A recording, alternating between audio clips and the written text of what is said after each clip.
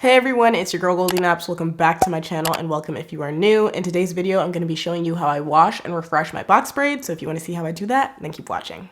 Before we jump into the video, please go ahead and subscribe if you want to see more content like this from me. And without further ado, let's jump right into the video. So at this point, I've had my braids in for about 2 weeks. I also worked out yesterday, so I thought it'd be a good time to give them a little scrub-a-dub. So let's talk about the things that you're going to need to wash your braids. So first up is a continuous spray bottle. This just helps you continue to spray the water without having to constantly push the little trigger part. It just makes it easier to spray water on your hair. And then, of course, since we are washing your braids, you're going to need the shampoo of your choice. Go ahead and add some shampoo and water into the spray bottle and then just shake it up so that you have the mixture that you're going to use to clarify your roots. So I do my entire washing process outside of the shower, primarily because if you just go stick your whole head and all of your braids into the shower, it's gonna soak all of your braids. It's gonna be super heavy. They're gonna take forever to dry. It's gonna put a lot of tension on your scalp, which can potentially cause breakage and damage. So that is not what we want. In my experience, doing it like this works the best for my hair, but honestly, do whatever works for you. I'm just gonna show you guys what I typically do. I like to do this process in sections. So I have 2 sections in the back and 2 sections in the front. So let's go ahead and start washing. So I already washed this first section. You can already see the difference between this one and this one. This one has like flakes and dandruff and just, it needs to be cleansed, girl, okay? So I'm gonna do exactly what I did on this section on this one. When I'm cleaning my braids, I focus on my roots. I tend to get buildup pretty easily, so this method allows me to really get into the nitty-gritty of each section and cleanse it thoroughly.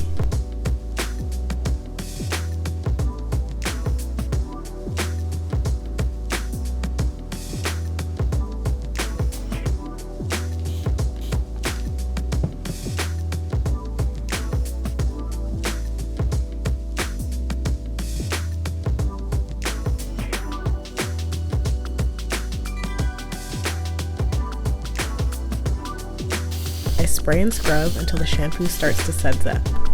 Be super gentle with this to avoid causing breakage at your root.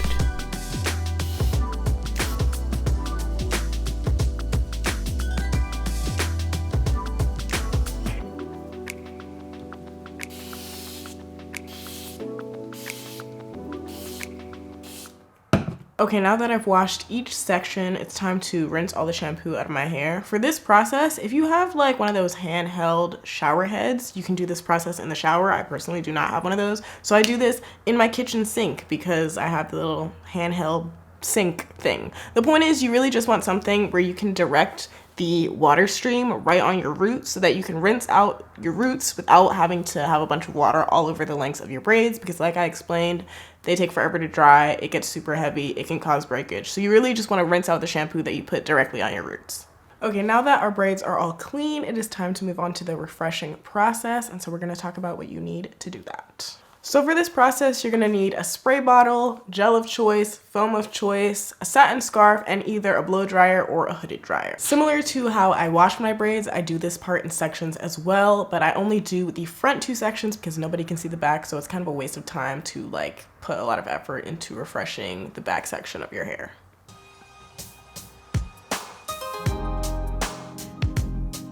To refresh, I add gel and gently twist each section. Twisting at the root helps the braids lay flat so that new growth doesn't dry puffy.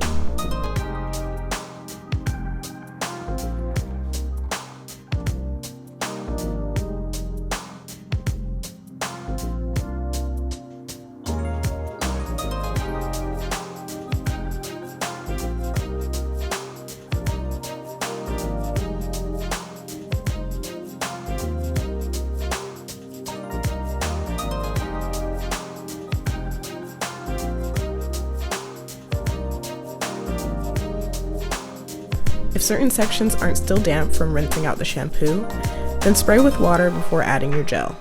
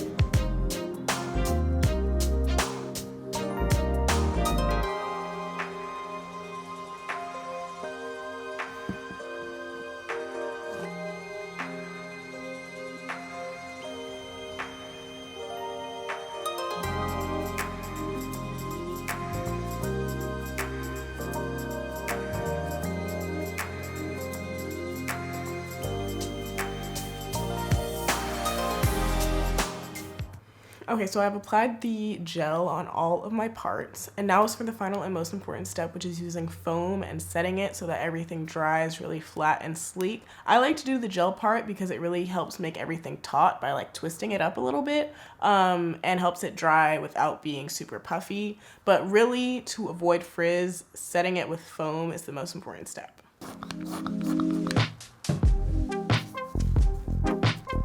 Foam is the key to eliminating frizz and flyaways. I'm very heavy-handed with this. You want to get all up in all of your parts to make sure that everything ends up looking sleek.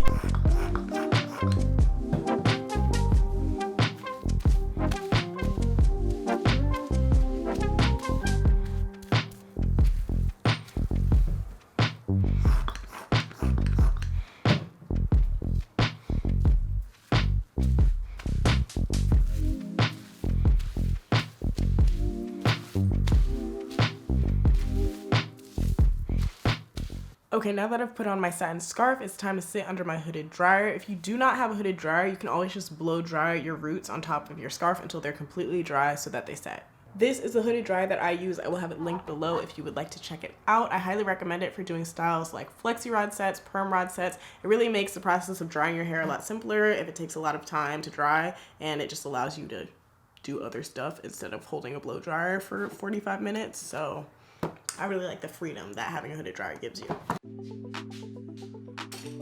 Foam works best when you follow it up with heat, which is why I use my hooded dryer. This particular one doesn't have a stand, so I just prop it up on a bar stool to sit under it. You could also put it on any table or other surface.